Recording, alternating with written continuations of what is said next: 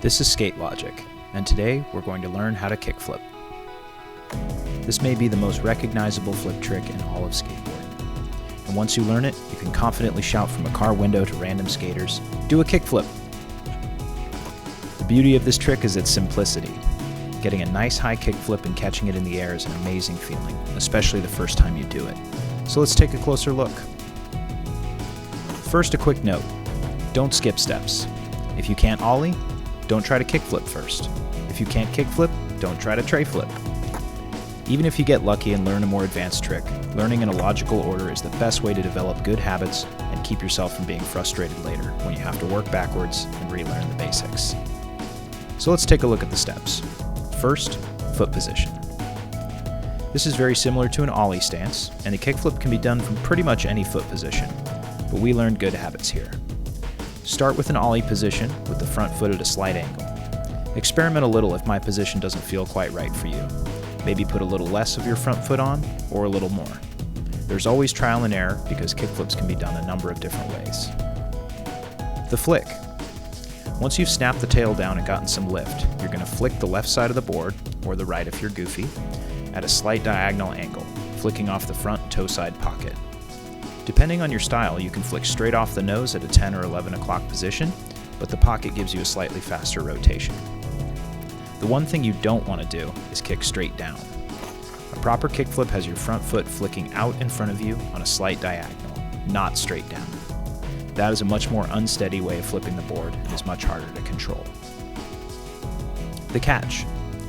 The proper catch is with your back foot. Since your front foot does the kick, your back foot is just in the air waiting for the flip to finish. When it catches, the board will level out and you can put the front foot back on. In the beginning, if your ollies aren't very high, you may land with both feet at the same time.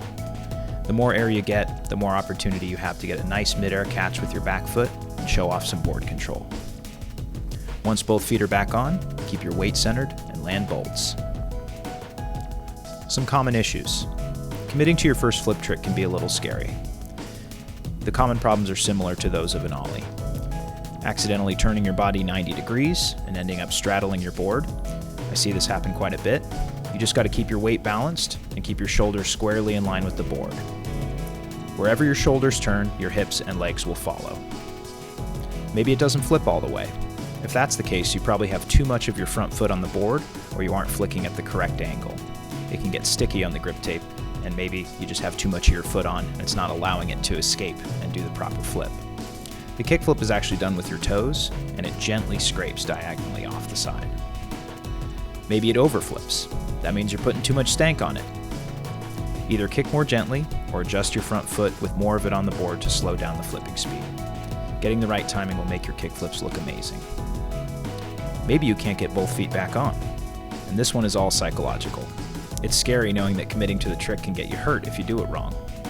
To build your confidence and practice the right motion, kickflip and land with your back foot on the board and just your back foot, putting your front foot on the ground. Once you can do this repeatedly and comfortably, you should be ready to commit. Just remember that a kickflip is basically an ollie, where you happen to flick off the side and return your front foot to the board.